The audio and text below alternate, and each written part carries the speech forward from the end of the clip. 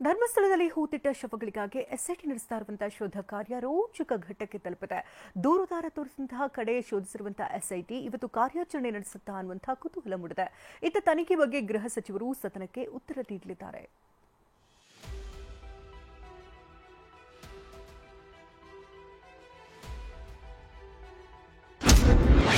ಧರ್ಮಸ್ಥಳದ ಅಂತೆ ಕಂತೆಗಳಿಗೆ ಹಿಂದೆ ಬೀಳುತ್ತಾ ತೆರೆ.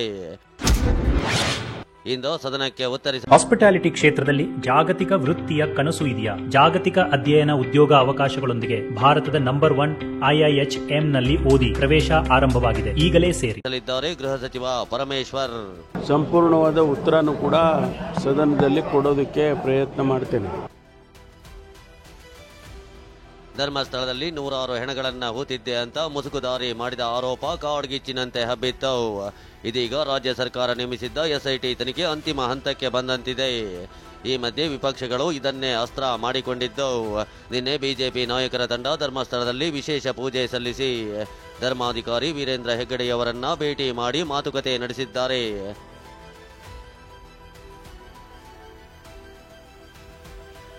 ಷಡ್ಯಂತ್ರ ಯಾರು ಮಾಡಿದ್ದಾರೆ ಅನ್ನೋದನ್ನ ಬಹಿರಂಗಪಡಿಸಿ ಅಂತ ಸವಾಲು ಹಾಕಿದ್ದಾರೆ. ಇದಕ್ಕೆ ತಿರುಗೇಟು ಕೊಟ್ಟಿರೋ ಡಿಕೆ ಶಿವಕುಮಾರ್, ನಿಮ್ಮದು ರಾಜಕೀಯ ರ್ಯಾಲಿ ಅಂತ ತಿಳಿದ್ರು. ಯಾರ್ಯಾರು ಪಿತೂರಿ ಮಾಡ್ತಾ ಇದ್ದಾರೆ, ಇದರಿಂದ ಈ ಷಡ್ಯಂತ್ರದಿಂದ ಯಾರ್ಯಾರಿದ್ದಾರೆ, ಅದು ಸಂಸದರು ಇರ್ಬೋದು, ಯಾರೇ ಇರ್ಬೋದು, ಆ ಷಡ್ಯಂತ್ರವನ್ನು ಬಹಿರಂಗ ಪಡಿಸಬೇಕು ಅನ್ನೋದನ್ನ ಆಗ್ರಹ ಮಾಡ್ತಾರೆ. ಬಿಜೆಪಿಯು ಧರ್ಮಸ್ಥಳದ ಯಾತ್ರೆ ರಾಜಕಾರಣದ ಯಾತ್ರೆ, ಅದು ಧರ್ಮ ಯಾತ್ರೆ ಅಲ್ಲ. ಯಾಕೆ SIT ಮಾಡುವಾಗ ಮಾತಾಡಲಿಲ್ಲ? ಹೀಗೆ ಬಿಜೆಪಿ ಧರ್ಮಸ್ಥಳ ರ್ಯಾಲಿಗೆ ಕುಟುಕಿದ ಡಿಕೆ ಶಿವಕುಮಾರ್, ಧರ್ಮಸ್ಥಳ ಅವರ ಮನೆ ಆಸ್ತಿಯಲ್ಲ ಅಂತ ಬೆಂಕಿ ಉಗುಳಿದ್ರು. ಈ ಬೆಂಕಿ ಮಾತಿಗೆ ಕೇಂದ್ರ ಸಚಿವ ಪ್ರಹ್ಲಾದ್ ಜೋಶಿ ಕೌಂಟರ್ ಕೊಟ್ಟರು. ಅದು ರಾಜಕೀಯದ rally, it is not A political rally, ಧರ್ಮದ ರ್ಯಾಲಿ ಅಲ್ಲ. ಆ ಧರ್ಮಸ್ಥಳ ಏನು ಅವ್ರ ಮನೆ ಆಸ್ತಿ ಅಲ್ಲ, ಸಾರ್ವಜನಿಕರ ಸ್ವತ್ತು. ನಾವೆಲ್ಲ ನಮ್ಮ ಸ್ವತ್ತು ಅಂತ ಹೇಳಿವಿ. ಸಮಸ್ತ ಹಿಂದೂ ಸಮಾಜದ ಸ್ವತ್ತಿನೊಳಗ ನೀವು ಈಗ ಕೈ ಹಾಕುವಂತ ಪ್ರಯತ್ನವನ್ನ ಮಾಡ್ತಾ ಇದ್ದೀರಿ. ನಮ್ಮ ದೇಶದ ವಿವಿಧ ಗುಡಿ ಗುಂಡಾರಗಳ ದುಡ್ಡನ್ನು ಹೊಡೆಯುವ ಪ್ರಯತ್ನವನ್ನ ಮಾಡಿದ್ದೀರಿ.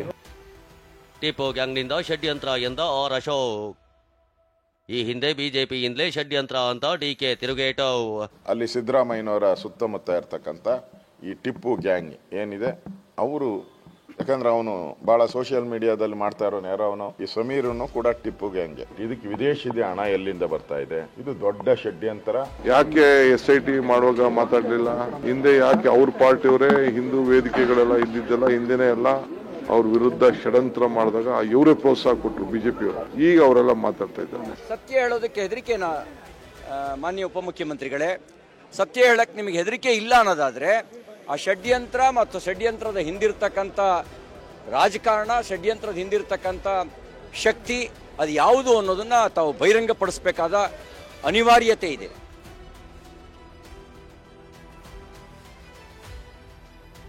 ಹಿಂದೂಗಳಾದ್ರೆ ಇಷ್ಟೊಂದು ಕಡೆಗಣಿಸದ?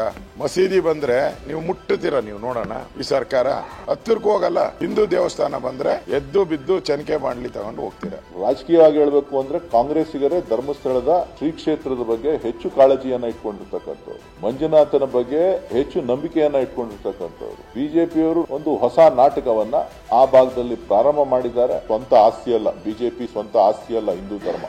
ಈ ಮಧ್ಯೆ ಜಂಟಿ ಸುದ್ದಿಗೋಷ್ಠಿ ನಡೆಸಿದ ಗಿರೀಶ ಮಟ್ಟಣ್ಣನವರ್ ಮತ್ತು ಮಹೇಶ್ ಶೆಟ್ಟಿ ತಿಮರೋಡಿ, ನಾವು ಯಾವುದೇ ದುಡ್ಡು ತೆಗೆದುಕೊಂಡಿಲ್ಲ. 2010ರಲ್ಲಿ ಶರಾವತಿ ಲಾಡ್ಜ್ನಲ್ಲಿ ಮಹಿಳೆಯ ಮೃತದೇಹ ಪತ್ತೆಯಾದ ಬಗ್ಗೆ ತನಿಖೆ ನಡೆಸಿ ಅಂತ ಒತ್ತಾಯಿಸಿದ್ದಾರೆ. ಒಟ್ಟೊಟ್ಟಿಗೆ ನಮ್ಮನ್ನ ಹೇಳ್ತಾರೆ ದುಡ್ಡು ಬಂತು ಅಂತ ಹೇಳಿ. ನಾನು ತಮ್ಮ ಮಾಧ್ಯಮದ ಮುಖಾಂತರ ನಾನು SITಗೆ ರಿಕ್ವೆಸ್ಟ್ ಮಾಡ್ಕೊತೇನೆ, ದಯವಿಟ್ಟು ನಮ್ಮನ್ನ ತನಿಖೆ ಮಾಡಿ ಪ್ಲೀಸ್. ಒಂದೇ ₹1 ಏನಾದರೂ ದೇವಸ್ಥಾನಕ್ಕೆ ಅಪಪ್ರಚಾರ ಮಾಡೋದಕ್ಕೆ ತಗೊಂಡ್ರೆ ದಯವಿಟ್ಟು ನಮ್ಮನ್ನ ಜೈಲಿಗೆ ಹಾಕಿ. ಅಪಪ್ರಚಾರ, ಷಡ್ಯಂತ್ರ, ಈ ರೀತಿ ಪ್ರಶ್ನೆ ಕೇಳೋದು, ಡೌಟ್ ರೇಸ್ ಮಾಡೋದು, ಇದು ಷಡ್ಯಂತ್ರನ, ದೇವಸ್ಥಾನಕ್ಕೆ ಅಪಪ್ರಚಾರನ? ಅದಕ್ಕೆ ನಾನು ಹೇಳೋದು, ನಾವು ಯಾವುದೇ ರೀತಿಯಾದಂತಹ ತನಿಖೆಗೆ ತಯಾರಿದ್ದೀವಿ. ಬಿಜೆಪಿ ಧರ್ಮಸ್ಥಳ ರ್ಯಾಲಿಗೆ ಕಾಂಗ್ರೆಸ್ ಕೌಂಟರ್. ಆರೋಪ ಪ್ರತ್ಯಾರೋಪಗಳ ಸಮರ ನಡೆಯುತ್ತಿರುವಾಗಲೇ ಕಾಂಗ್ರೆಸ್ನ ನೆಲಮಂಗಲ ಶಾಸಕ ಶ್ರೀನಿವಾಸ್ ಧರ್ಮಸ್ಥಳಕ್ಕೆ ರ್ಯಾಲಿ ಹೋಗಲು ನಿರ್ಧರಿಸಿದ್ದಾರೆ.